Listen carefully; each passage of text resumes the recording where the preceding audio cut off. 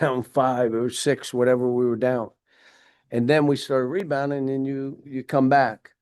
Um, I thought TB did some really good stuff today.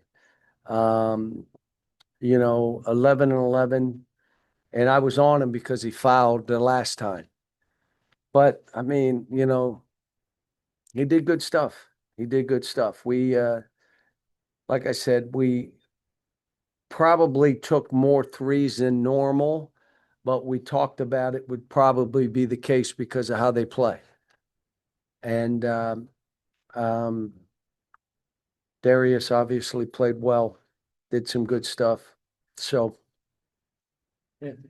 You mentioned Ken Boozer there, obviously having the night he had. You're used to seeing freshmen have really nice nights. Is there anything in particular that makes him as special as he is? Is there anything he knows who he is, and he plays that way. When guys are delusional, they usually hurt themselves. Like, this is who you are, so play that way. And that's what he does. Not trying to invent stuff. This is who I am. He only had 2 points in the first 13 or so minutes, and then after that, he did what he did. As soon as he figured out I can put my shoulder into this guy's chest and move him, then that's all he did. Again, you could try 12 different things or do what you do well and just do it over and over and over and over. For him being that young, it's, pretty neat. Do you feel like Carter and DJ right now are struggling to maybe find what their role is or where they are in the attacking order right now? No, I don't think so. I mean, again, we talked before this game about be a finisher and rebound like crazy. That's all you need to worry about. Be a finisher. When you get that ball, get to that rim, and then rebound both offensively and defensively. Be that guy. Now, the other guy kind of goes in and does that, Billy.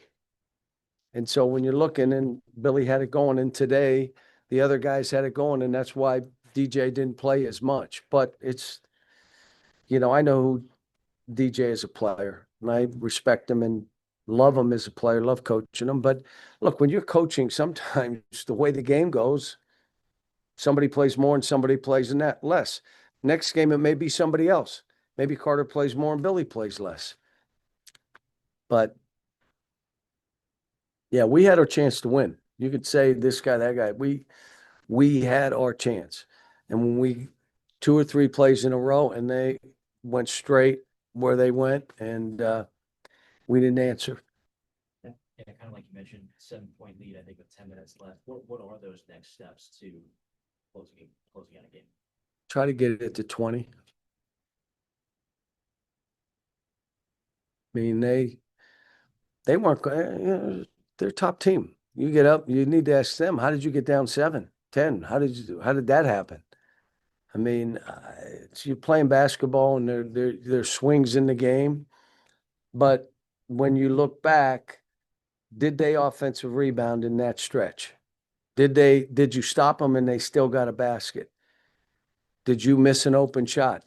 These kids aren't machines and they're not robots. Stuff happens. Do you get down? Last year, we were giving up 20-point leads, and all of a sudden it came down to the last shot. You obviously play a really hard schedule for a reason. You want to help these guys grow. Are you satisfied, like with tonight, you satisfied that you saw some growth there in these situations that will pay off for you down the road? Yeah. Both of the games, on the road at Michigan State, everybody's figuring out they're better than everybody thought, and we had our chance to win that game. We had our chance to win this game. And we know how good they are. And I still, like I'm telling our guys, we're fine. I got a good group. They were more connected today than they've been, which is why we were able to play the way we played. Now it's okay. How do you get separation? We did. We got it to 7. When you get that separation, how do you start putting people away? Normally, it'll come down to defense and rebounding, and then making easy plays on offense and putting more pressure on their offense to make baskets.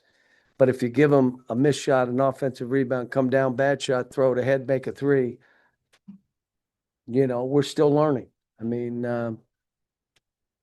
but look, the kids fought. It didn't like they didn't. And, so Objectives through the stretch where like you made a couple really good plays. What do you think of his performance tonight? And do you think he can build on? he has to. He has to. There was a play that our game plan was to absolutely pressure their 5 or 4, whoever caught it. And he backed away. Were you tired? Then sub yourself because the guy then throws for an assist. I mean, stuff like that where why didn't you attempt to go get that ball? Are you tired? But he'll play and all of a sudden you're looking, okay. And then he kind of reverts. And I told him, you just got to fight, man. This is not the cute game. Just fight. And he can do it. And he'll do it. Like I got all the faith that he's going to keep trying and I haven't given up on him. But also I'm coaching to win a game. You mentioned Darius briefly. Is it encouraging? This is the biggest stage maybe of his career so far, and he has a night like this, kind of carries you guys offensively. Yeah. Yep. And I think, like I said, I mean, you're in this kind of game and TB did what he did, going after balls and then you see Darius do it. Malik showed signs early in the game. It looked like the game was a little big for him. And I told him at halftime, you shoot the ball. If you're open and you don't shoot it, I'm taking you out.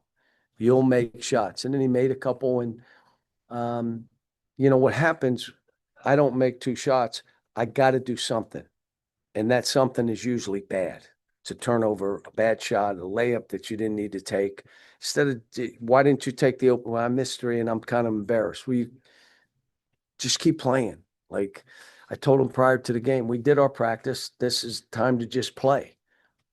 And, but if you tell them to have fun and it was a slugfest, it's hard to have fun when you're getting your ear turned and, guys chest, I mean, but like I said, I got a team that's not going to quit. We got things we got to figure out.